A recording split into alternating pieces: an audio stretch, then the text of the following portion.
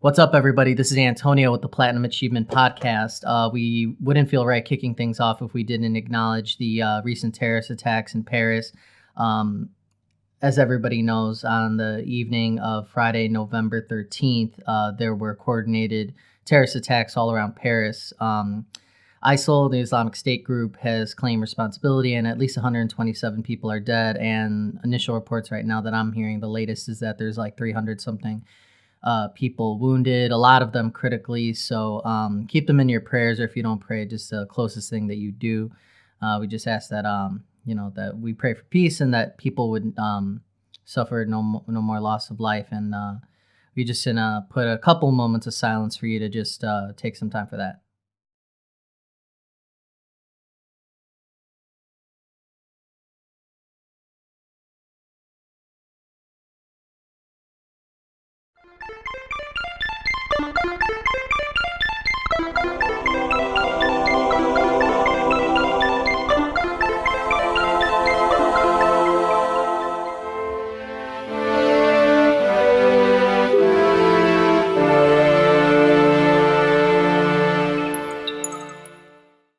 Ladies and gentlemen, boys and girls of all ages, welcome to the Platinum Achievement Podcast, where each week we invite you to join a community of fun-loving gamers from around the world for the most action-packed podcast of all time.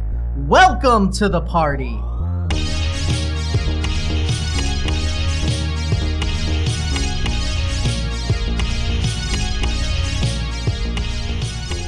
All right, everybody, in the gaming world, we are going to be acknowledging one of the biggest launches of the fall, one of the most anticipated games that we've been talking about. Last show, we were talking all about Fallout hype and what our character builds were going to be, and this time I'm glad to have our co-host with us who have spent a lot of time with the game so we can kind of really flesh it out. We're going to try to keep it somewhat spoiler-free, but there's so much in this game that you're really not going to have too much messed up for you because everyone experiences something different. There's enough variety there. We're also going to be talking Nintendo Direct. Nintendo dropped some really big bombs on us this week about, hey, they're like, look at us, we still have cards up our sleeve, and so we have exciting stuff that we're going to be talking about there. But first, I want to introduce our co-host. We're going to start with the long, ill-fated, hasn't been here in a while, Chris Har. How you doing, sir? Hola. Now, you've been gone for a couple weeks. You've been itching to do the podcast. You're not going to promote any of the episodes that you haven't been in, but that's okay. We still love you, and you have played a lot of Fallout. Is that right? No. You were one of the first people that I saw playing it, so... Chris is lying. He totally played a ton. How many hours deep are you, or what level are you? I'm like level 10. That's it? Whoa. How are you only level 10? You mean level 100 or something? Because I was reviewing Need for Speed. Oh, okay, right. Oh, boo. A little bit distracted. Yeah. Brian, you have been playing Fallout as well, right? I'm a higher level than Chris. What are you? I just hit level 21, I think. What? You're playing on easy?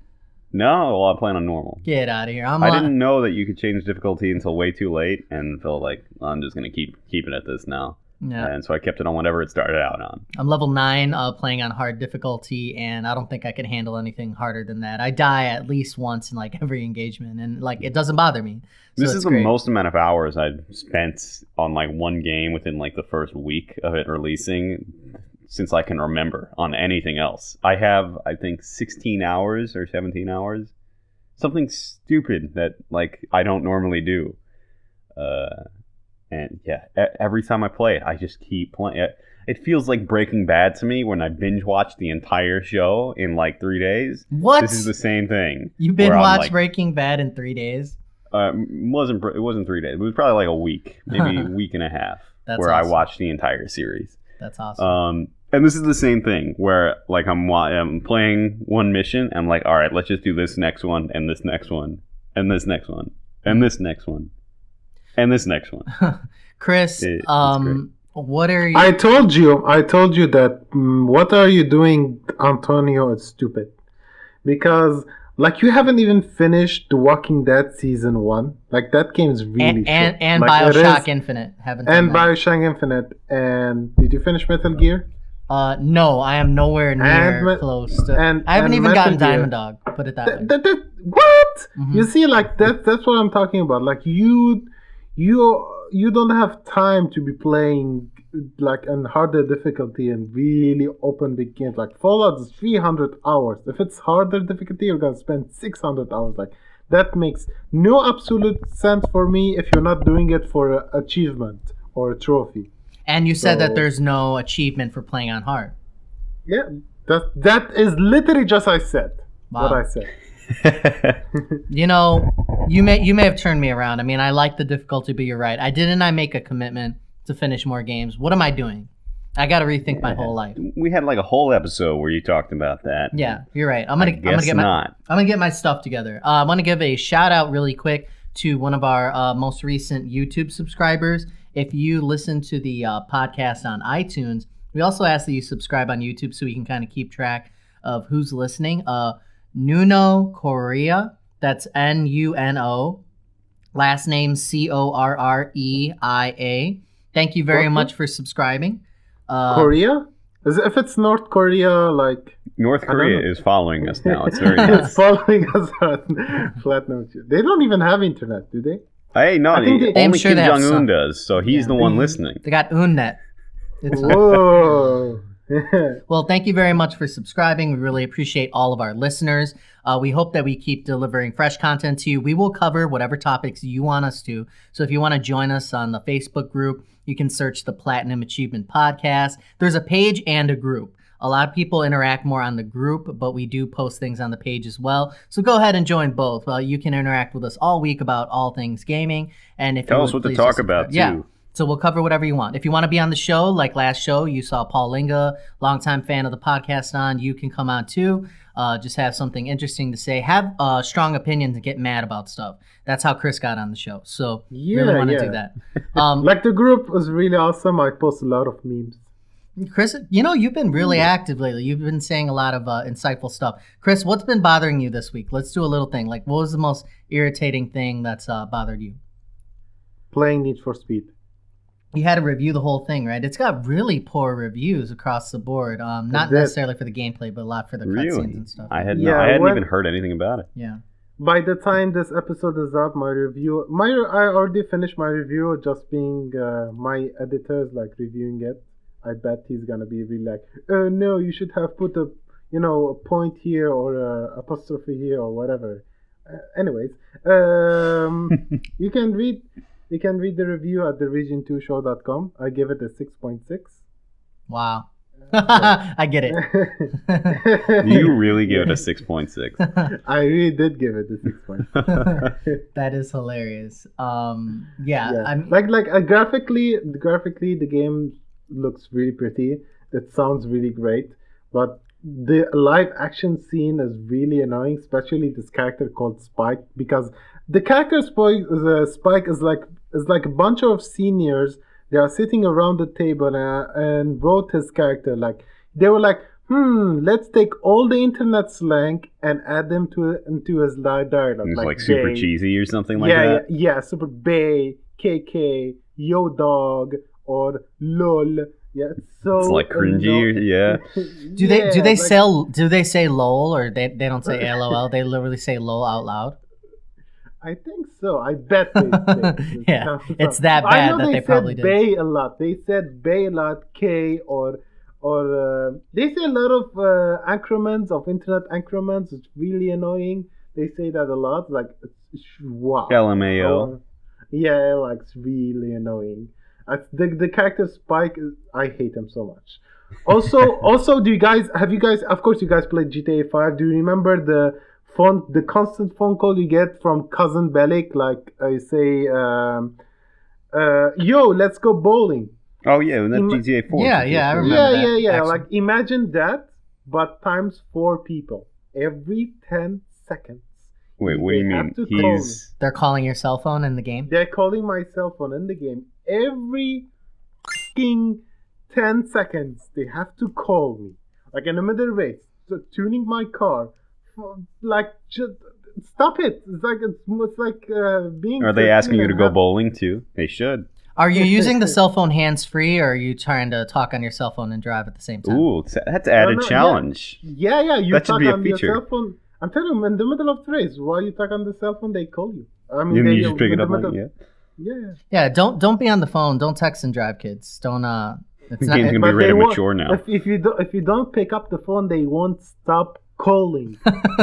That's funny. It's like you don't have a voicemail; it just goes on forever, or what happens? Yeah. No Like no like voicemail in the game. It rings, then it stops, then they call you back after 5 seconds.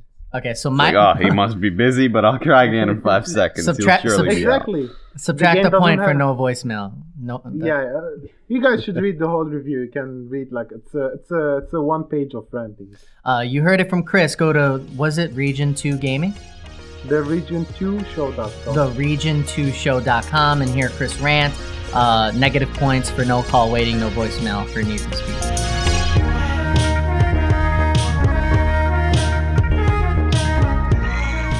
All right, everybody, the moment you all been waiting for. We're talking more Fallout. Why? Because it's a very So good. addicting game. It's amazing. Right off the top of my head, I gotta say it's one of the best games, one of the most addicting games, at least, that I've played in a very long time. There's just always something there that makes me want to progress some more, that always, brings me back. I think about the game when I'm not playing it, and I think that's a hallmark of a really I'm good game. constantly just everything I see, I'm relating it to Fallout in my head somehow, and it's weird. I haven't been this into a game since I can remember, since probably Oblivion. Yeah. So yeah. I pretty much I don't know if I'm sleeping because I keep like doing inventory management in my head. So I'm not sure if I'm dreaming or if I'm just constantly at a low wavelength of thinking all night. So it's really, really bad. We're gonna talk about some Nintendo news later in the show, and a similar problem I had was when Pokemon Yellow came out. And I heard this is an actual like thing that I played so much I could hear the Pokemon background music in my sleep and in my head all day, even if I wasn't playing the game. I think it's officially called Tetris syndrome. Yeah. We because Tetris, same thing. People would just keep hearing the do do do do do do. Anyway, Yeah, I don't know. yeah, it's driving me That's not how crazy. Tetris. No, yeah, isn't it? Here, you do Tetris right now, top of your head. Dun dun dun dun dun dun dun dun dun dun dun dun Oh, dun dun okay. dun dun dun. No, you're right. I'm wrong. There are some versions of the game. Everybody now, everybody who's Yeah. listening at home, do it. Chris, what do you think about Fallout? Just first impressions, if you could sum it all up in like a few sentences. The inventory management sucks. Yeah, agreed. It always has, always will. Yeah, I like dog meat, but he can get annoying because you're like, save the dog, your dog is in trouble, save him. Like, okay, but I like the companion because he can carry my like he can carry a lot of stuff. So I'm not focusing a lot of. It makes me not focus on strength because strength gives you more to carry weight. So I'm focusing more on intelligence, so I can level up faster. Yeah, I do improvement intelligence also- too. Yeah, the building, I like the construction. Like, it's not for everyone. There's no point in doing it, but if you're a creative type person, it's really cool. But it feels like it's kind of rushed because when I did my second floor, there was like a space between the first floor and the second floor. You can see like the second floor floating on the first floor. Yeah. I've seen a lot of things like that too. And even when I try to make stuff, it doesn't always come out exactly right. And it does look a little weird. Because I try and I always search on the different kind of walls, and all of them, like, there isn't like specific right pieces where you can, like, it's not like Legos where you can find all the kinds of pieces where you can make it look like right, but always come off weird. Like, some parts are floating, some parts aren't. Also, they don't explain a lot of things in the game, like how can I have power inside my house? Like, I connected to my Switch, but I still don't have power in my house. I still don't get it. Yeah. You need to put a generator there. Yeah, I did. Not only I that, put but the- the wires. You gotta link it with a wire. And I No, didn't. you- Yeah, you No, you can't link your Switch to your light bulb. like on wire. It's Yeah, like I noticed that too. I couldn't figure that out. I know exactly what you're talking about. I can get the lights to work fine everywhere, but with the switch to like turn it on and off, yeah, I can't use yeah, that. yeah, I don't know. exactly. That's what I'm saying. Like how to do that, I still don't know because they don't If you explain it in know, the game. tell us in the comments, please. I've been on all the groups. I'm part of a Facebook group called Fallout Fanatics, and I actually just posted about that. It's not intuitive. The pieces don't fit together right when you're building your home base. For those of you that don't know, you have this many home bases that if you find these towns, you can populate them with characters. You can manage like resources for them, like grow food, for instance, and you can build up houses and add lights and all that. But yeah, it's so complex. You need the generator for the lights, then you got to connect the switches and the wires and all that. It's really No, deep. that's fine. That's fine. It's not about the complexity. It's like having a proper tutorial for it. Yeah, they don't explain it. I've seen some really awesome houses. Have you seen some pictures out there of like what people are doing? Like, it's so No, I haven't awesome. seen Go ahead that. and Google some Fallout 4 houses that people are posting. It's like, it's some are like multiple stories. Some of them just like have this really great like construction on the outside. Like the aesthetic is like, I don't know how to describe it. And then there's like people doing all sorts of things with the lights. So really awesome. I mean, one day, I mean, it's very, I took to it right away. I was like, oh, great. Cause you could kind of store stuff in games like Skyrim. Obviously they had like that DLC where they really focused on building out your home. And typically in these games, you can drop items and say, oh, I really wanted to keep like all these skulls that I found and just drop them on the floor or place them on the shelf. They've advanced that. Now you could just totally rehab your house, make it the way that you want. There's a lot of items that you can put in there. And you actually unlock more and more as the game goes on. I didn't know that. Like you can unlock unique items by finding them in the world or books that help you unlock items. So I took to it right away. As soon as I figured it out that this was in there, I knew it was in there, but as soon as I tried it, I was doing it for like 2-3 hours. It was great. Yeah. Also, I want to point out, like the game, the character models look like shit, but as an environment, it looks really beautiful. I don't care what other people say. Like the textures maybe not very crystal clear, but it's gloomy. It's I don't know. It looks Yeah, beautiful. they set for everything me. really Like, well. Like the mood of the game is set perfectly. Exactly. The landscapes look amazing too. that's what I'm saying. Yeah, the I don't know. landscape Have look you gone amazing. to the top of? I think it's the top of the CIT building. No. You can get like a massive view of everything from there, and it looks absolutely incredible. It's really, really cool. If you know where it is, go there. Go find the elevator or whatever. Go to the top. It's awesome. The character models are like ugly, just like they always have been. Whenever I start a conversation with an NPC, they don't do that thing that's super necessary in games, modern games, I believe, where they keep looking at you. If you notice, you can talk to them and move, and their eyes and their body won't turn. Like you can kind of still move it for a little Well, bit. they like take a second to turn. Yeah, It's a little weird. and then they're janky and the lip sync is off. The voice acting is actually pretty good, especially I started some Brotherhood of Steel missions and very, very great voice acting. You have a voice, which I love because in other games, people would just kind of talk at you and you would pick a dialogue choice and you would not voice anything, but now you have a voice and it's great. I really love it, but it's still janky all over the place. I mean, people have said, hey, this has a lot of bugs. A lot of people are saying, look, it's a modern era. There are people who are doing large open world games and they don't have these problems. Chris, do you give them a pass for that? Or are you one of the people who say, hey, that's what Fallout is, it's expected? What do you think about that? Should they have gotten it right? The difference between these open world games that everything, almost everything in Fallout is an object.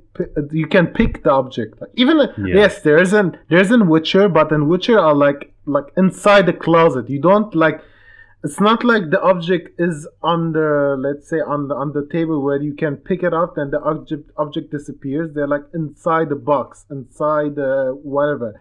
Fallout is not like that because everything you can interact with, the coding, like I know a bit about programming, and the coding on that is so complex that is literally next to impossible to have high textures and doesn't have bugs because there are so many combinations that you will never know what will make your game crash. So to reduce that, they have to focus more on memory. That's why they have to reduce textures. Yeah. But unlike Metal Gear, they are fixed items, right? Not everything is pickable. It's not everything you can grab. Yeah. Not everything you can loot.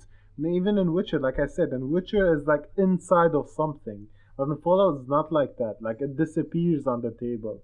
That's what I'm saying. Like it's Yeah, there's so really many hard. weird things that like everything, so many things that you wouldn't think you would ever see in the game is there. Like I saw a bowling pin in like just a random place, and just to think that they spent a little bit of time to make a bowling pin And placing it even there. though like less than 1% of all the players are ever going to see it. You know, Yeah. that's like incredible for them to even take the time to do that. You can put a pencil on a physical desk, like just place it down in one area of the map, come back, It's very as good. many hours as you want later, and do that a million times, and you come back and that pencil is still on that desk in physical space.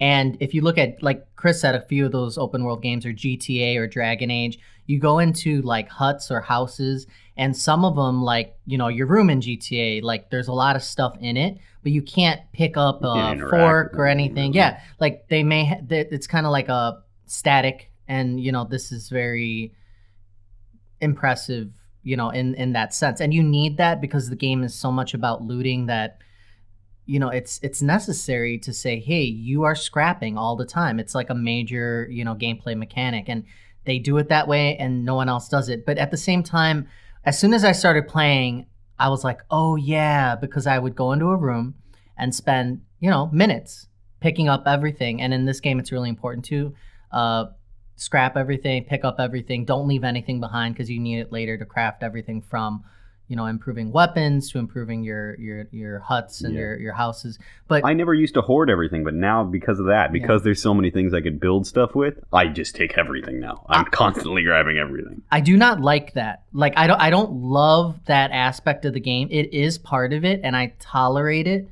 But something about it, I mean, someone on one of the other podcasts just said, like, it doesn't respect my time, blah, blah, blah. I mean, in this one instance, I would agree that picking up every single, because you have to literally put the cursor over it. You can't, Yeah. unless it's a chest and there's multiple things in there, like you really have to pick up every individual thing. Do you like doing that, Brian, or do you tolerate doing that? What do you think about that? Because you enter a room and if you scrap everything, it takes minutes. It's okay. I mean, when I say I hoard everything, I guess I don't hoard it as much as everyone else, because when I do go into a room, I take only certain items because I know what I have and I know what I need. But what I would have really liked to see them do to like mitigate that so that it wasn't as big of an issue for some people that didn't want to take everything every time they go into a room is, you know how when you go to any trader or anything like that, or almost any trader, they'll always have, if you scroll down enough, shipment of screws or shipment of steel or shipment of cloth or something like that. Yeah. That seems too expensive in relation to how much effort it takes to get the rest of the items, and I feel like that should be cheaper to make it easier for people that don't want to go through the effort. Yeah. Because right now it's like a crazy amount for not a proportional amount of supplies. Like it's $750 for like 30 screws or something like that. If they had an option in the beginning of the game that said automatic looting, and every time you cleared a room of enemies, you could like press one button and it just pulls up, here's all the Everything. items in this room, this one room, not the whole Well, I'll say one of the dungeon things or I whatever. enjoy though is finding things in a room. Like there are sometimes items are kind of hidden a little bit when True. you can't really see them too True. well. True. And I like that idea. Like Yeah. I found a Nuka-Cola Quantum in a bucket that I accidentally hit and it knocked over.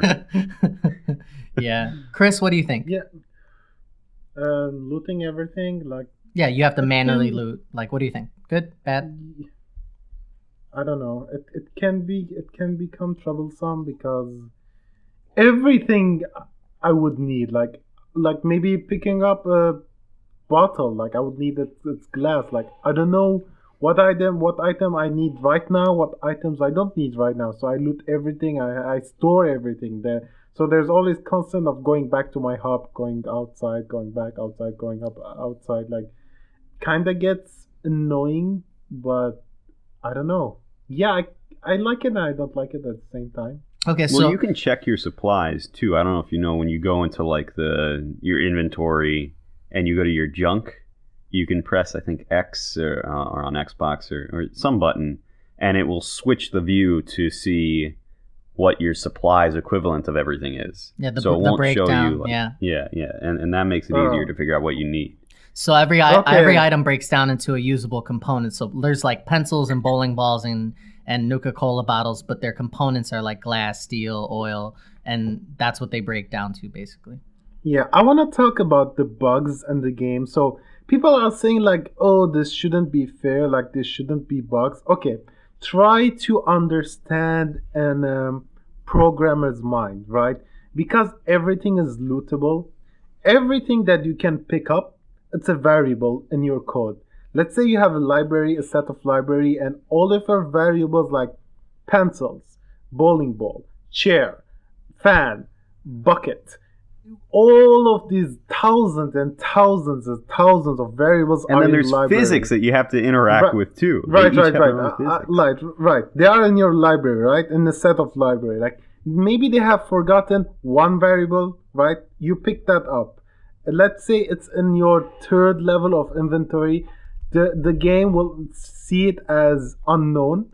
And let's say if your dog as on the second floor that you built on the right side, it's see it as an unknown because there's so many things that you cannot even think about the combination that will make your game crash, right? That's why I'm saying that yeah, the game is gonna be buggy because it's literally next to impossible not to be as buggy, like a game perfect like this. Yeah, and I'll You know say what I'm I saying? expected there to be more bugs because it was Bethesda, and I just had it in my mind that there was just going to be something that was going to break the game, or there was going to be some issues like frame rate wise, or things would break down at some point.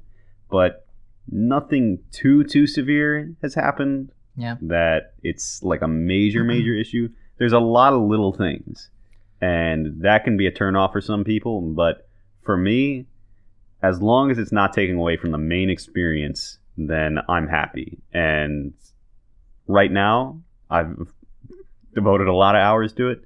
Nothing that groundbreaking has happened to ruin anything. So I would say that aside from maybe having an option to automatically loot a room, that the other thing would be if you could send a companion back to store your things instead of you fast traveling, and it would be a trade-off where they're going to be gone for 1 game hour or whatever it is, or 2 game, whatever it ends up being. And then, all you would have to do is tell the character, hey, mark this spot, this container, and drop it here. That's the only thing you would really have to do is say, hey, you drop here when I send you away. Yeah. And then, you don't have your ally for backup or whatever.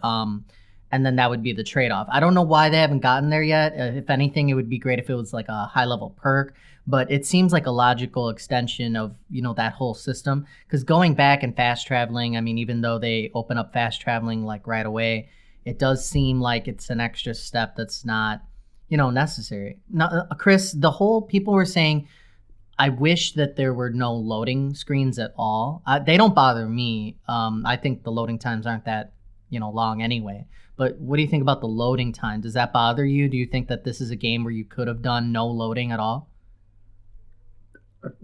Again, I was expecting a loading screen because like I said, because everything is pickable, like they have to generate that. They have to, because it's not like a set of variables like here and that's it, right? Then there's no more loading screen. Like it's pre-rendered, but this is like it keeps rendering from the background. It's literally impossible to not have a loading screen. A game like Fallout. Yeah. What I quite like what they did was with elevators too, because not everything has loading screens. Not every single building you go into has or building you can go into has a loading screen.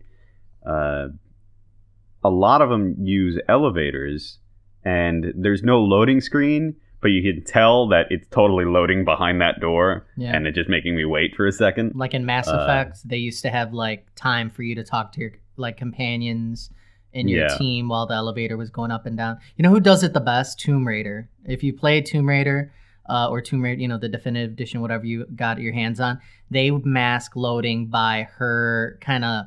She's always taking her time, like kind of going around these objects or sneaking through a crevice in a cave to get to the larger area she's about to explore. So, you know, she's noticed that actually. Yeah, I mean, until it was explained to me, like what was happening, she'll like climb slowly under a boulder to get inside of the tomb before she explores. And that time, that like whatever 15, 20 seconds was the loading of the area behind the boulder. So they do it. They do it in a really awesome way, and now that you know I mentioned it, you'll probably notice all of these kind of like choke points where she slows down, and it's cool looking when she does it. Like, I don't even notice that it's a loading screen when she was doing it. Like, they mask like it.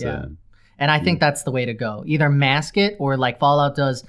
You know, don't make it egregiously long, and also give you something to look at. Like they give you like useful hints, and then you could look at character models of, you know, different items and enemies in the world, and it's just like interesting. I don't know if you guys all remember way back. This is like deep cut throwback to. There was like Ridge Racer used to let you play Galaga. This was like back in like PlayStation 1. And in their loading screen was like a mini game. I wish more games would do that. I don't know what kind of resources that would take, but I mean, you could do a lot there, and like not a whole lot of people do, in my experience, have like a little mini game to play. I think that would be awesome. Like those little Pip-Boy games that you can play. If you played that during the loading screen, on the screen, they would fly by. So I don't know. I don't know. This is a side point. Have you seen that with Star Wars Battlefront? With the loading screen is going to be in that? No. What is it? What is it? You're going to play as Darth Vader in the loading screen, and you're going to go around and just play with your lightsaber, I guess. Hitting things or people or objects? I don't know. I'm assuming you're going to be hitting things. But that's awesome. Sure, why not? Test Drive Unlimited on PS2 had that. Like, why while are you waiting for the loading screen, you would play a game of Pong. You can actually play it with two players. Like, if you have the second controller, you can play Pong against the second player. See, so that's what we want, people. Bethesda, other devs, you know. Entertaining loading screens. Entertaining loading screens, please. We never want to be bored, ever.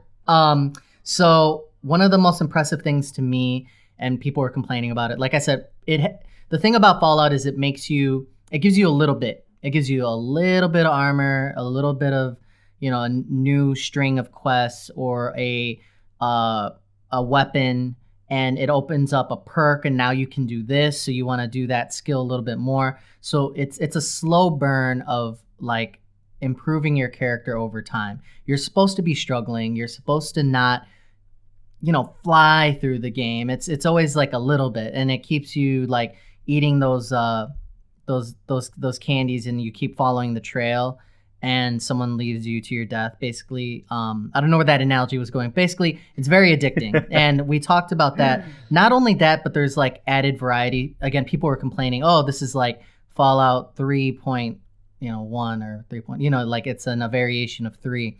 The deeper you go into the game, the more and more new stuff you find. Like that, there's additional books and items that unlock things. There's the equivalent of like a modded weapon that are special. There's legendary enemies. There's like, not to spoil it too much, but there's more and more and more variety in the game. And minor spoiler, the game's bigger than you think too.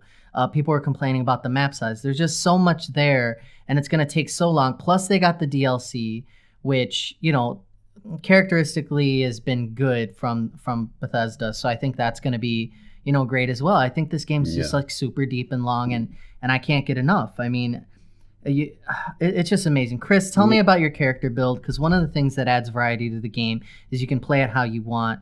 You told me that you did intelligence first and foremost, right? Yeah, intelligence. Do you like that? Do you like it? Are you enjoying that? And I like intelligence because, here's the thing, right? There's this hacking ability, and let's say you went to it's not like a dungeon, but it's a house where you go underground and you kill people and you loot stuff. And there's a place where you can hack. And if you don't have enough hacking ability, you have to level up, then come back to that arena. Then by then I'll be like, I don't care anymore. Yeah. You know what I mean? Yeah. That's why I'm upgrading all of these things that let me unlock stuff, so I wouldn't go back to it. That's why I'm focusing on intelligence. Yeah, I feel I can't even count how many times I've seen like an advanced or an expert lock or computer, and I have to skip it, you know? Yeah. That's that because I played so much Skyrim, I played so much Oblivion. I know how Bethesda games, but I can't even say. Yeah, Bethesda. Yeah, it's Bethesda, hard to say. Bethesda game, how it works. So I know how it works. So that's why I'm focusing on that right now. Then I will focus on strength. Like right now, it's survival and intelligence. The loot that you find in these chests, and to unlock the perk to be able to open them, that you hack open, is it worth it? What you find inside? Right now, no. Interesting. Sometimes you find fusion cores, which is awesome. So Yeah. Now, you know, it's interesting because like when you go into the end of a dungeon, there's that thing that you have to open up, and I think sometimes they give you either, if you're science, you can do the intelligence, you could do the hacking, or you can do advanced lockpicking and open the same thing. Like the computer opens the safe, but you can go to the safe directly. So if you have like lockpicking up, you know, you can do it. But then if you can't do either, like me, because I'm just a strength build and I'm like an idiot in the game, there's also a secondary like chest to open up, and it's kind of like low level. So you know, just so you're not just upset that you got through the whole dungeon, like they give you like a consolation prize. I have noticed that too. Yeah, and they I'm give you like the second. okay. Oh well, it's okay. You got this. That's somewhat okay. Yeah, so that's interesting. I heard this on the internet, and this is, you know, minor spoiler, but it's to get you a better weapon right away. If you go back to the vault and you ask your dog to search the there's a cabinet in the overseer's office just before you leave. Tell your dog to try to find an item for you, and he will pull the high level weapon out of the master lock crate that it's in, and you can get a weapon. I won't spoil it for what it is, but it's decent. You might as well go and get it because the dog will rip it out of the it's a glitch, I guess, to get the gun. So in Vault 111, where you start the game, go to the overseer's office to the advanced locker, the master lock box, and he will pull out the weapon. So go ahead and do that. Brian, you've been playing a lot. I'm strength, he's intelligence. What did you go for? Well, I'm actually strength and luck. What have you gone for? The thing that I've probably upgraded the most is charisma, and it's pretty cool. I like a lot of the things that it gives you. Like the thing I just unlocked is if I point a gun at any animal, they will like stand down and not attack me. So that's like a huge bonus. Also, like little things too, where I'm able to convince every single person I talk to that asks me to do a quest for them, give me ton more money. You know, they'll start out saying like, "I'll give you 100 caps," and I'm like, "More money," and it'll start. It's kind of funny how it's like a gradual incline for how aggressive you're gonna be. First, so you're greedy. Kind of. Now that's the harsh way to say it. But anyway, you start off with like it's lights up yellow. It's like ask for more money. Then you get more money and they're okay. And then you can ask for even more money and it's lighting up orange. And then if you do it again, it lights up red. And I never even tried that because it seems scary to me now. Yeah, nothing. Because nothing they get bad annoyed. happens, do they?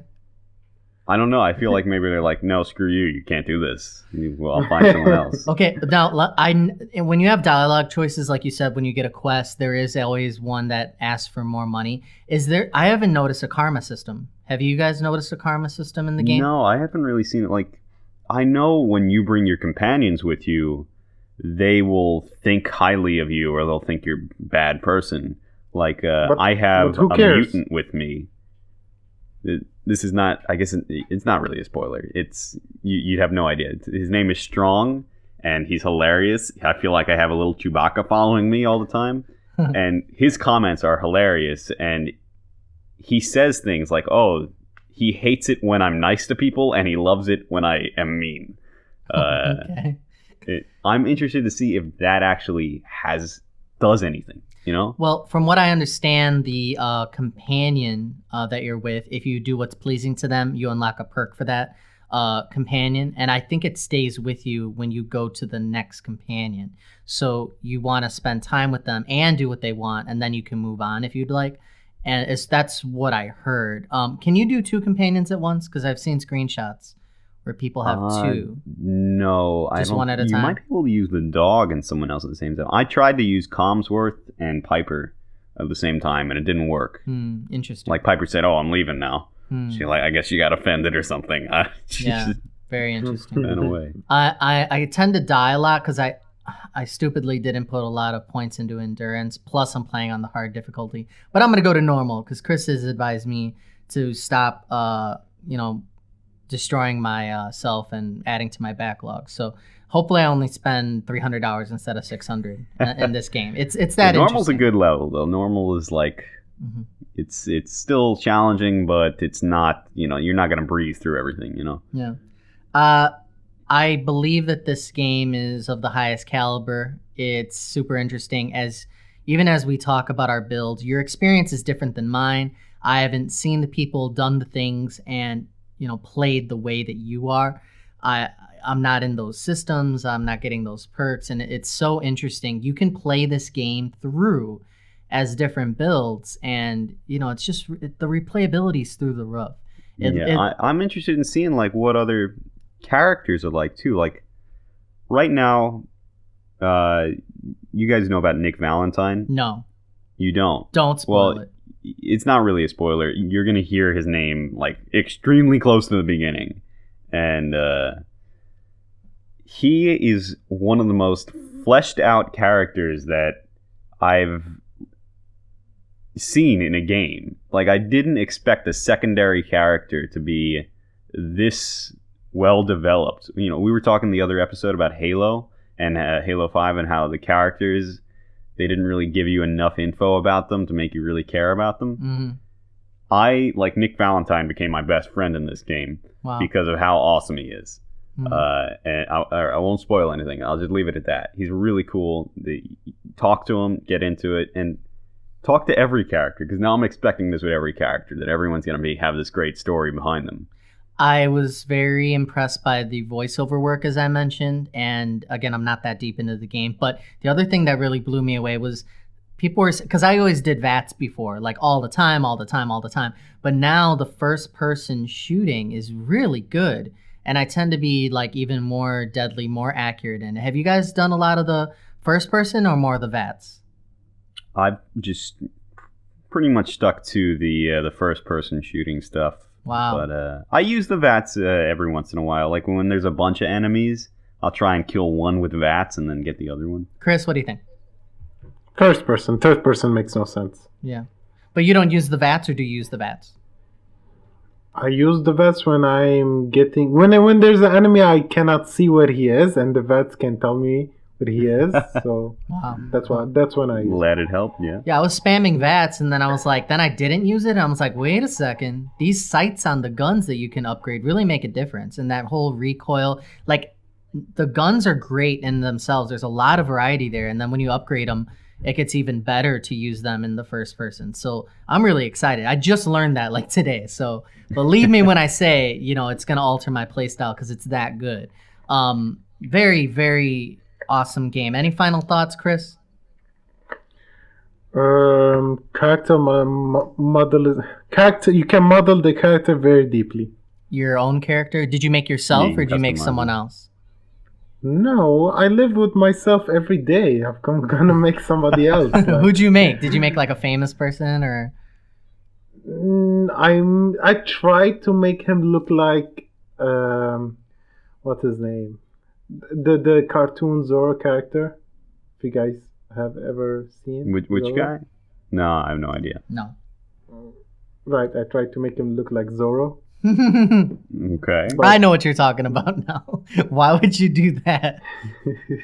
Because he looks cool with the scar. Okay. Then then I was like, he looks really ugly. Then I was like, I just spent 2 hours trying to make him look like Spent 2 hours doing it, man. No, I spent a Yeah. lot of time trying to make Really? myself. I posted it in the group. Yeah, I I don't think get I it, made my like- guy look similar to myself too. I don't think it took me too terribly long. I might have spent like 45 minutes an hour on it. Though. I have a very unique, beautiful face, so it took a while. You can't rush I don't get yourself. it. Like, I understand, why do you wanna? Antonio. I have the same problem. Why would you wanna play with an ugly face like all the time for like 200 hours? You're stuck with that ugly face.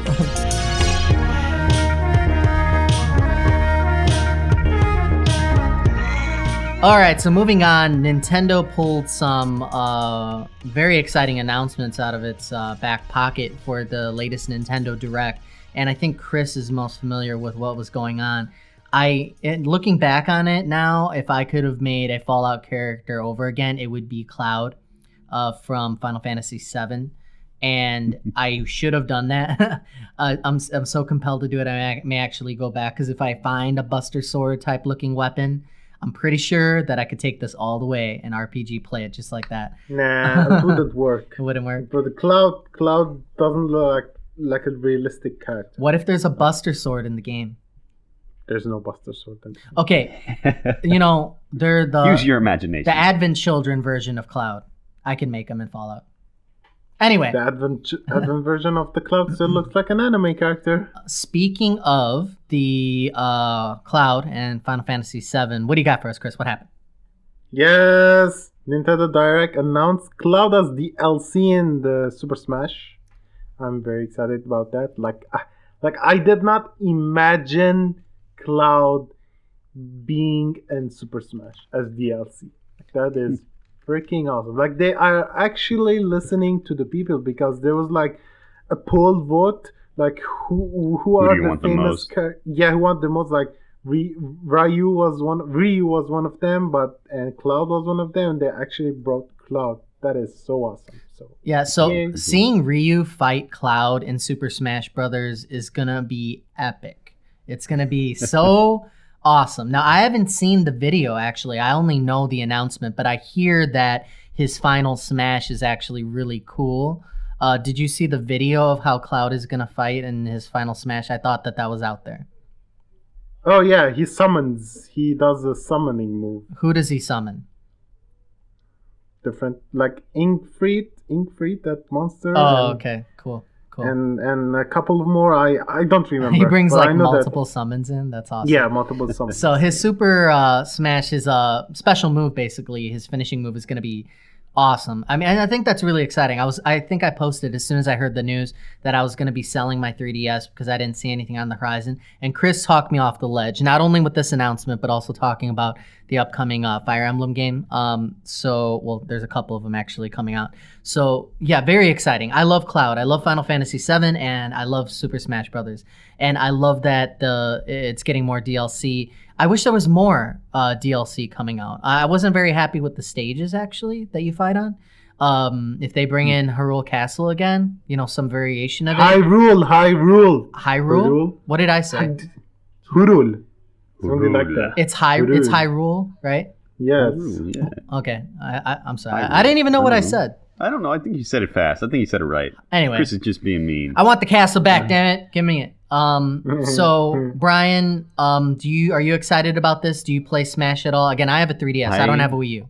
I used to play Smash all the time on N64 and on the Wii U. I don't have on the Wii U. On the Wii, I don't have a Wii U though, and I haven't played a Super Smash Brothers game in so long now. But Wait until the new Zelda. If the new Zelda's coming up on the NX, just forget about the Wii U. yeah, that's kind of what I've heard too. Is that there is potential that the Legend of Zelda. It's gonna be like Twilight Princess. They don't have a name for it, right? It's just called the Legend of Zelda for Wii U. Yeah, that doesn't make. But yeah, if it turns into the Legend of Zelda for Nintendo NX or whatever, I think I probably would jump on that. They're But- gonna release it for the Wii U. They're gonna release it on the Wii U. It's gonna be like if Twilight it came out Princess. though, like It's gonna be like Twilight Princess, where it's gonna be on GameCube and on the Wii. Yeah. yeah, Yeah. How many times Maybe. can they do that to their people where they have a system release the very best games just before its death and the release of the new system? They have to do that because the Wii is like terrible Well, sales, like the 10 million, GameCube had 10 some million. really great games too at the very end of its life. The Wii, the Wii U. I mean, how long are the fans going to keep up with that? How do you get early adopters if you have to keep giving them the best at the very end? The people who are bought the Wii U, they are like hardcore, the super hardcore Nintendo fans. Even though they're gonna be off, they're still gonna buy the NX. I'm telling you, because those hardcore fans are not going anywhere, anywhere. Like if you bought the Wii U, then you really like Nintendo games. Then you're gonna buy the NX. I'm telling you that. Mm-hmm. yeah. Interesting. What else happened with the Nintendo Direct? They released some more news. They announced Twilight Princess HD. Also, what's cool about that it's coming. There's a bundle with it that's coming with the Wolf Link amiibo. Looks pretty awesome. I'm gonna buy that. And actually they didn't specify, but has like extra features you can do in the game. I don't know what is it. Also, the feature that is saved from the Twilight Princess are port over to the new Zelda game on the Wii U. So that's awesome. So there's like that's a interesting. point. So like what you do in Twilight Princesses will go to the next one. Yeah, I don't know how it's gonna work, but they said it's gonna be something extra you can have on the new Zelda. So Interesting. okay, that's cool. I didn't like Twilight Princess as much as like some of the other ones. Did you play it on the Wii? What did I play it on? Yeah, I had to because I was shaking the stick. Okay, Yeah. that's why. Okay, what should I have played it on? On the GameCube. Oh, Without the motion control. yeah, I played on the Wii. It was good. It was really good. As my tastes have changed, like I like the Zelda crux of areas and different like temples and stuff, but I really liked when you unlocked all the weapons and they had the tower where you would just fight through using all your best weapons. There was kind of like this challenge tower where you would just do nothing but fight. It was very action heavy. I don't want to go like Hyrule Warriors and do that hack and slash. You just said it, Hyrule. Okay, again, I don't know. I don't know how to say Hiru, so my bad. But He-Man. I like the action elements of these Zelda games, and I wish that they would expound on them a little bit more. Where you were every Zelda game Expanded them. Expanded them. expunge. I meant Sponge. explurge. English lessons with Chris. I wish that they would explurge on the mostness of their hacky slash. Now, I want more action. I want more fighting in any Zelda game. More. I don't care which one it is. Like the next one, I want more enemies to fight all the time. I think it's lacking that. I love when they'll pop up 3 enemies at a time, but it's too sporadic. I want to use more of the weapons. Do you know what I'm saying? But that's not about Zelda. Zelda is about exploring. I want more dungeons. action. If you want more action, go buy the Hyrule Warriors. He wants more action in his action adventure game. I want Chris. more tactful action. Tactful? Man, I cannot speak, but You were talking about how great you're going to be on the show today. You're real pumped up, like how great you're going to sound. It's like, damn. I'm distracted. Too much fallout. Forgot how on to the mind. speak. All right, so what else is going on? What else did Nintendo pull out, Chris? Tell me. Right. The Fire Emblem Fates is releasing on the Nintendo 3DS. So, 3 versions are coming out.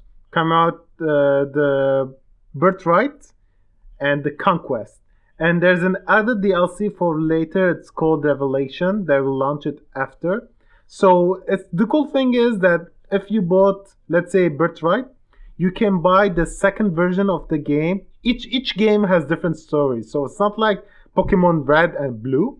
It's like each game it's its own unique story. So that's awesome. Let's say you bought Birthright and want to buy Conquest later on. You can buy it as DLC for a cheaper price. Then Revelation comes up, or you can buy all 3 as a bundle for $80. The bundle comes with an art book and I think some sort of a pouch. Wow. Yes. These games are RPG. They are strategy. TRPG. Yeah, so they're very deep. There's some of the best games on the 3DS. There's been one release, so now they're gonna do this. It's similar to like Pokemon, which we'll talk about, by the way. But there's gonna be the bundle or the one game or the other. In order for this to work and to be successful, the games have to be the games have to be very different from each other, right? I mean, why am I gonna buy the bundle if it's a slightly different story? Like if you look back on it, to me, the Pokemon games like Blue or Red, there was literally the only reason to get them was so you can catch them all, blah blah blah, and trade. But there was no real reason to switch between the two games. The story was very ever so slightly different in some parts, and that was it. What do you think? Like, is this gonna work if the games are only slightly different? I just said the games are totally different. Wait, but like if they're the same mechanics, but It's the gonna be the same story, game, like right? the It's just gonna- cutscenes, right? yeah. It's like telling the story in the darker side, telling the story in the lighter side. Like each different story. So you're But on is it, board. so is it going to be basically. worth it to like want to get both of them, or is it just going to be? Are you going to be talking with people to play this one and comparing your experience with that one? Or yeah, I'm interested to see how that's going to work. Are you gonna buy the bundle, Chris? Are you gonna get the triple pack? Of course, I'm a big Fire Emblem fan. Okay, so $80 US. So that's what it is. If you get just one, it says here that it is $40. If you get the second one, it ends up being $20 more. It doesn't. I don't know. It still doesn't make any sense to me. So. Am I getting this wrong? That if you buy one, it's 40. The second one is 20. The second one. Let's say if you go to GameStop and you want to buy the second one, you cannot buy it for.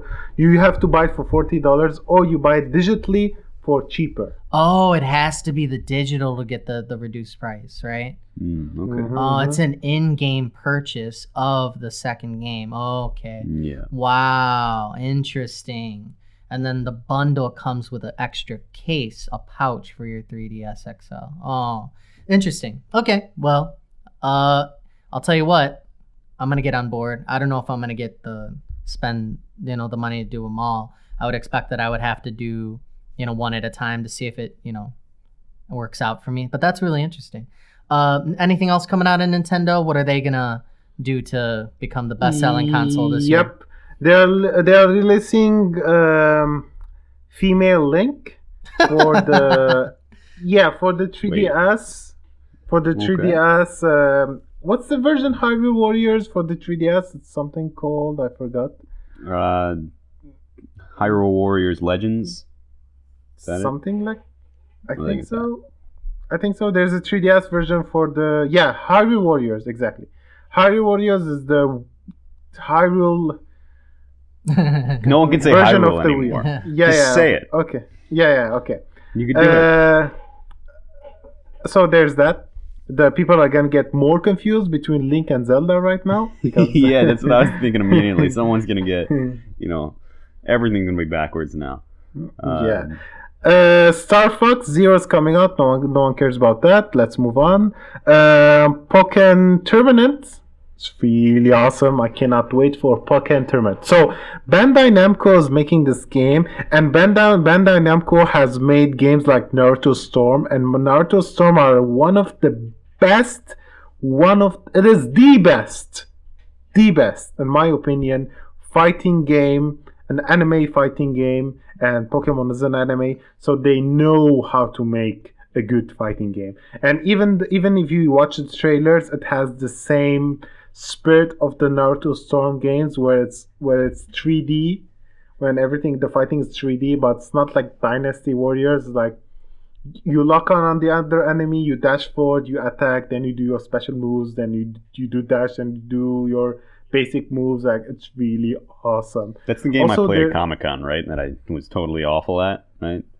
Naruto Storm. Naruto, yeah. So Pokemon Tournament looks awesome. So any Naruto Storm fans were gonna love this.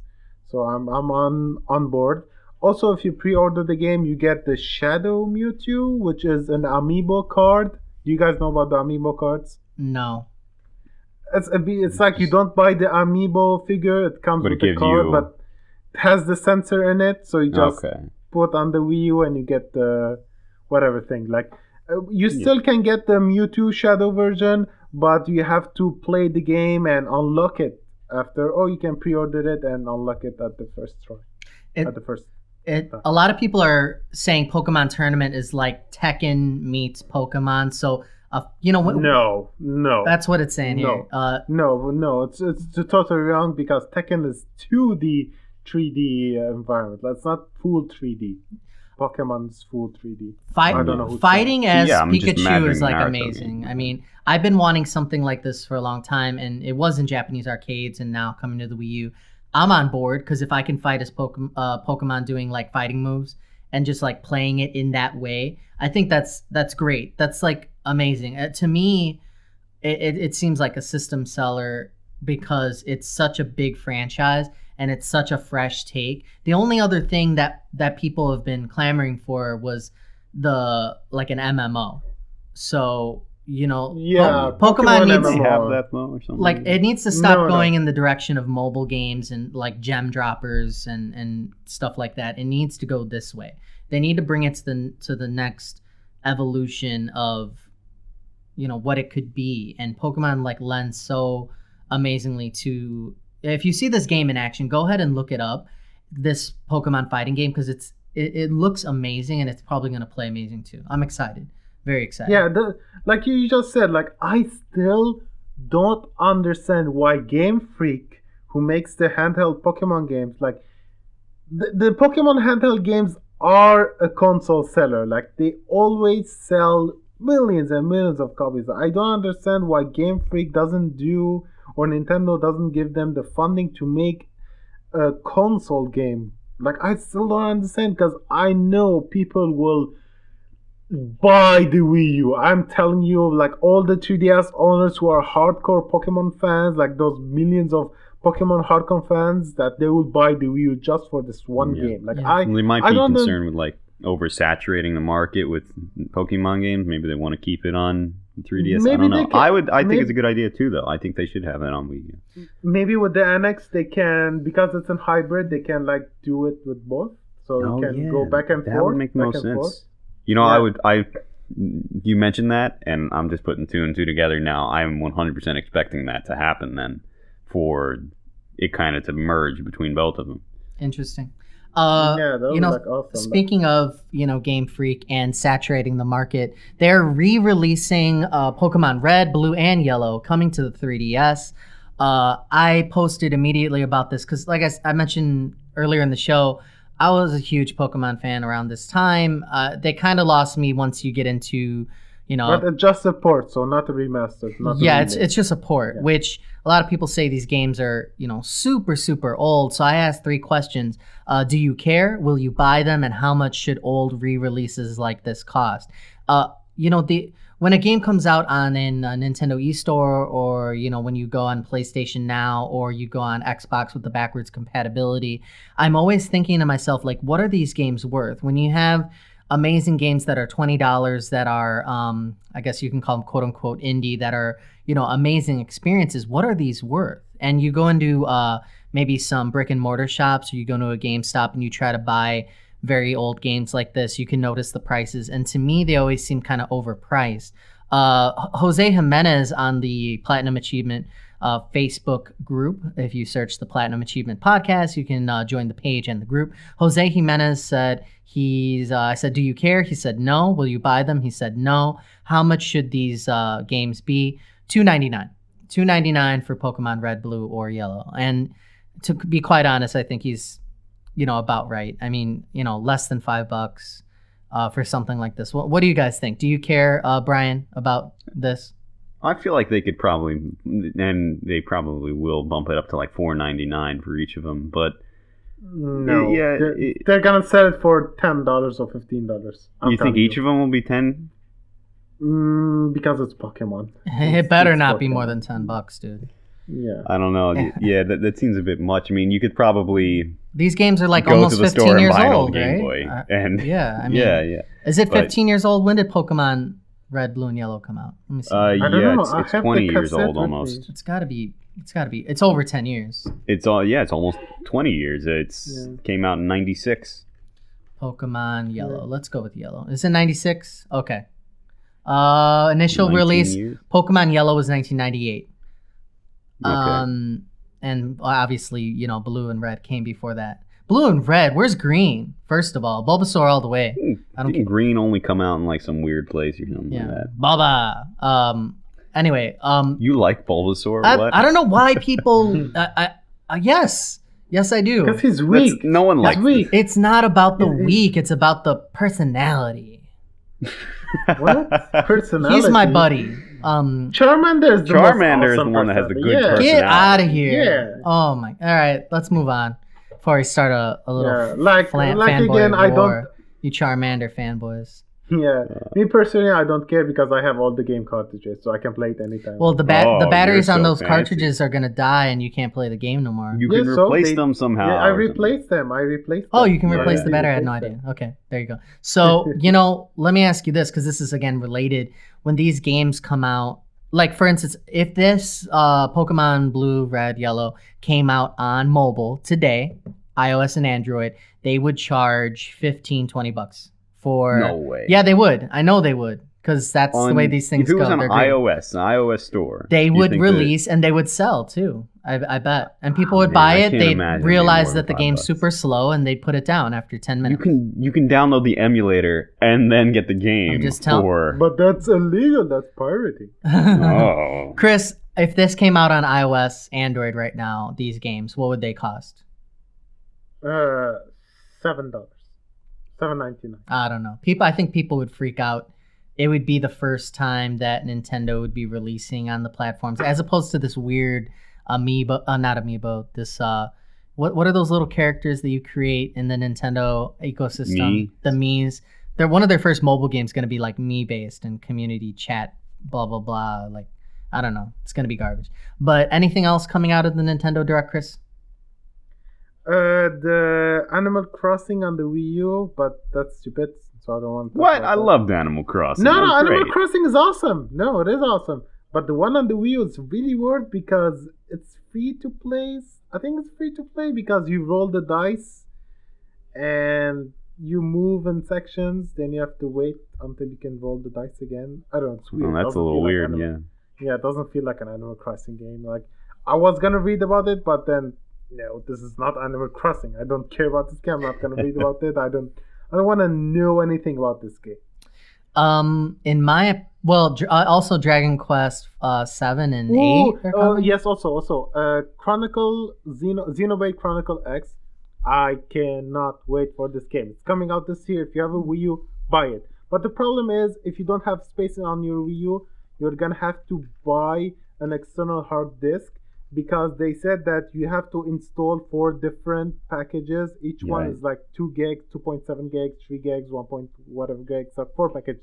You can play the game without them, but if you don't want a big loading screen, if you want the better textures, better, a smoother gameplay, you have to download all of them. So you need an external hard disk because your Wii U is only 32 gig. I still don't understand why it's still 32 gig. Why are they not releasing another Wii U version with higher a hard disk? I still don't understand that. So Yeah, and that's so cheap to add more space, Yeah, it makes sense. So the base system cannot fit this game, right? For most people, if you have like a digital games, yeah. So Yeah. it would have to be almost completely clean for it to fit Xenoblade Chronicles. The black version, yes. The white version, no, because the white version is only at 8 gigs, so it wouldn't fit. man. Explain to me this That's white and black ridiculous. version. What does that mean? What is that?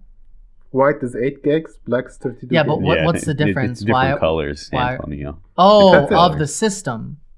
I thought you meant of the game. I thought this was another Fire Emblem thing where it's No, like yeah. there's a No, black no, version no. of the game and a I white thought version you of were the game. It's confused. super Like, all racist. right, what's the difference between black and white? Yeah, I was like, okay, like It's a black and white difference, Antonio. yeah, I want a Mexican version of this game where all the health items are tacos. So it says here that the world's going to be incredibly impressive. I've seen screenshots. I've seen a little bit of video, and it's incredibly amazing looking. And if the gameplay matches, then I'm sure it'll be. It should be great. It has the openness of the Western RPG and the combat system of a JRPG. So like Skyrim, but combat JRPG. Hmm. You get what I mean? Someone says it's a cross between Final Fantasy 12 and Phantasy Star Online, which is amazing. Phantasy Star, that was one of the ones that I couldn't I didn't have the system, but I would play it at people's like houses and stuff like that. What did Phantasy Star Online debut on? Do you know what system Phantasy Star? No. I No never knew idea. there's Fantasy Star Online, to be honest. What? Get out of here. I heard You of kidding that me? recently, right? Amazing. Anyways, so Xenoblade Chronicles X coming in this year, so in December, right? That's Yes, it. December 4th. December 4th. No, I'll give you one game that I'm looking at, because the Nintendo Direct press release right now, I'm looking at it. Mario and Luigi Paper Jam. What's that? Oh my god. What is this? I didn't want to mention that. Like, why? I think you should mention it, because I loved Paper Mario on the GameCube. That But game this was is awesome. Wait. This It's isn't- it's in a continuation of that? No, It's- no. No, It's not the I JR thought it. it's not well, the hang on, RPG. hang on. It's not an RPG. Oh, no, hang on. The Mario and Luigi Paper Jam game is the newest entry in the wild and popular Mario and Luigi RPG series. No. Blah, blah, blah, blah, blah, blah, blah, blah, blah. Yeah, it's in Paper Mario style. It says here no, yeah, it says combat. Yeah, it looks like an It RPG. seems cool, you know. I feel like that, and even on their press release, it was like in the middle where it wasn't like mentioned at all. Probably I because feel it's like that's far a bigger out, or game. like is this game like years out or something? No, like no, that? it comes out in January. Shut up. Is it on the 3DS? It's on 3DS. Yeah. What? Yay! I love And I Paper feel like this Mario. is a Paper game Mario's like cool. I don't get a lot of 3DS games. I have a 3DS. I haven't picked it up in forever. Yeah, This is the type of game that I would go and buy for the 3DS to play. yeah. Uh, I'm glad I didn't sell mine. Great. I'm gonna get the Fire Emblem, this Mario and Luigi game, and I hope that some of this other stuff kind of comes over too. I mean, if the Pokemon fighting game came, that would be amazing. But a lot of these things they do keep Wii U only, so people will buy the system because they don't got too much. So gotta have some exclusives. I really wish I could play Xenoblade. The more I look at it. You can play. Oh yeah, sure. I'll Xenoblade. just go out and buy a Wii U. You think I'm crazy? No, I'm saying on the 3DS. Do you have the new Stupid. 3DS? No, I don't. I have the one that I bought it right before they announced that there was a new. yeah. 3DS. It was let's just talk about how stupid their names for Nintendo have gotten over like the last 5-10 years or something. I can't tell which one I have. I know it's a 3DS XL, Let's talk about but it's the not the Nintendo new DS, yeah. 3DS XL. So they started out with the Nintendo DS, then they went to the DS Lite, then they went to the DSi, then they went to the 3DS, then they went to the... No, you D3. you skipped one. I missed You skipped one? There's so Yeah, many. there's still DSi XL. DSi XL, yep, that's right. Right. Then eventually they got to the 3DS XL, Yep. and then they got to the 2DS. No. You mean 3DS, then 3DS XL, then 2DS. Yeah. And now they're at the new 3DS XL to whatever 500, 6,000. Yes, there's the new it's 3DS stupid. XL, and there's new 3DS. Oh, Yeah, well, I mean, not the XL. look, they can name it whatever they want, and they can change the screen size, change the build, etc., etc. I don't care. But the fact that you can't play the Xenoblade game unless you have the latest version, and you're just splitting your player base, your availability to sell that game, that's where they lose me. Now I'm just very But upset. Nintendo has always done that, like the Game Boy OG and the Game Boy Color. Yeah, but I don't Yeah, but I feel like equate that that was as the more- same thing. It's That literally was the like same a system. greater divide between the two. Like it was a Exactly. milestone. That's what I believe. Where Anyway. you're going from, and it was totally different collection of games from that point forward. And I feel like more people even had the Game Boy Color, at least from what I can remember. Maybe that's Because just when of you were how old I born, am. the OG wasn't popular back then. Like if they Yeah, but I even remember it. But yeah, go ahead. if they said that they were selling, the Wii U Plus, and that was the only way that you can play the new Zelda game, you'd be furious. And that's exactly what's going on. It's like the same system with the variations, but guess what? You have to buy the new iteration or else you can't play the game. Like, okay. That was me letting out a little bit of steam there. It's okay. I got Fallout. I got all these games. The problem is there's only one game since they launched the new 3DS XL. There's only one exclusive game for it. I'm still thinking, why did I buy this? Yeah. At the same time, you're right. What if you did make the jump and you're like, why did I make the jump? And it's just I did make the jump because I want to play Monster Hunter 4 on my new 3DS, and I don't want to plug in that the weird external, external analog, because Monster Hunter is unplayable without a second analog. You need the camera.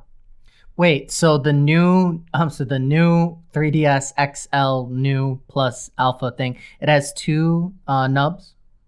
It has one big knob and it has a small knob that you can control. It's got one big knob and a little you're talking about small the knob. C stick, the little C stick they brought back. They stuck it on there, right? Yeah, it's like, like the old laptops that has like weird the mouse for the old. Yeah. You remember that? Like really hard. That's how it feels like under 3DS. That's how it works. Yeah. So that's mainly for the camera. I never really liked those things anyway. Yeah. I mean, I'm seeing a picture of it now. It's like the littlest of nub analog stick. Yeah, but it works perfectly, to be honest. It works really well. Why are we calling it a nub? That's not the real name for it, is it? I don't know. It's a pretty nubby to me. I imagine like Nintendo's website, check out the new 3DS with extra nub. Like what? With the extra tit. The next iteration is going to have like a softer tit and nub. the smaller tit on the right side. Which one will you want? It's a larger, softer nub for you.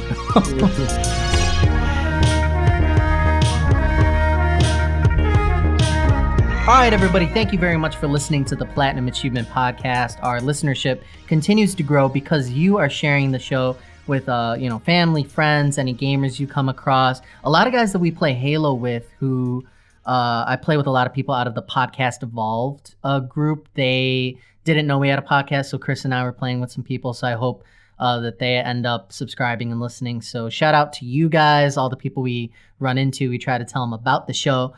We are living in a very crowded release schedule of games. Yeah, they're all awesome. I haven't finished anything. I'm not deep into anything. I just keep trying to play. We have very first world problems right now with all of these games. Well, not you, Chris. You still have third world problems. But right. So yesterday we were playing with I was playing with Brian and you. And Brian keep stealing my kills, so I wasn't your kills. I just came in at opportunistic times. No, I always die. Then you take the kills. Like you always wait. Well, it's your fault for dying. You shouldn't have died. It's not my fault. It's not my fault. Like you always wait for me to die. Then you kill then you take my kills. The proof of that, because when you left. And it was me and Antonio playing. Were you doing awesome? Every single game I beat his score because I was getting my kills and not getting, he wasn't getting stolen by you. Good for you. Good. Not my fault that you were dying so much. I'm just saying. I can still drop even Fallout and go and play Halo and be happy, which says a lot because I'm so addicted to Fallout. Halo's been treating me right. I really love it. Big Team Battle's coming. By the time you listen to this, it'll probably be out, so you can go ahead and spread your Halo wings and fly. Come play with us. Add us on Xbox Live. I am Zombie XSP. Add me. Zombie XSP. Zombie Space XSP. Oh, space. Yeah. Yes. Blue Blood BLUD 02. And Chris, you're Ragnarok. So go ahead and add us, play some Halo, guys. Thank you very much for listening. We really appreciate it. And we'll see you next time. I think next show we're going to try to have my wife on. It's been a while. I said that we were going to have her on the show. I've been trying to show her different games, trying to see what she's into. She needs to play Fallout, and then we could talk to her about her Fallout build and stuff. She's seen me play all these games. It's kind of silly because every week I see her, and I'm like, this is coming. This new one's coming. And then the next week I'm like, this is coming. This is about to release. And like, she must think I'm insane. Like, Antonio, if I send the game to your house, would you play it? It depends. How dirty is it? Because I know who you are. I want to send Duke Nukem.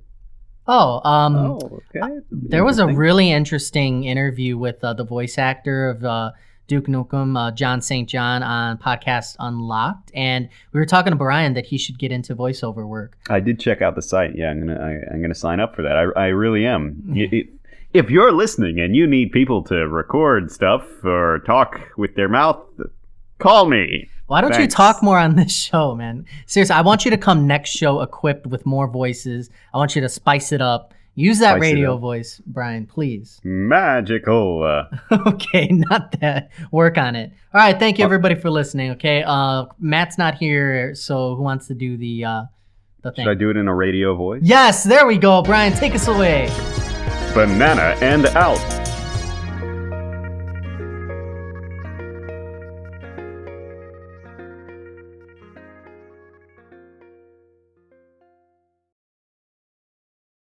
We've had something bad happen every episode. Yeah, but it's like when you ask someone to be funny, he cannot be funny. Like it has to come natural. Like.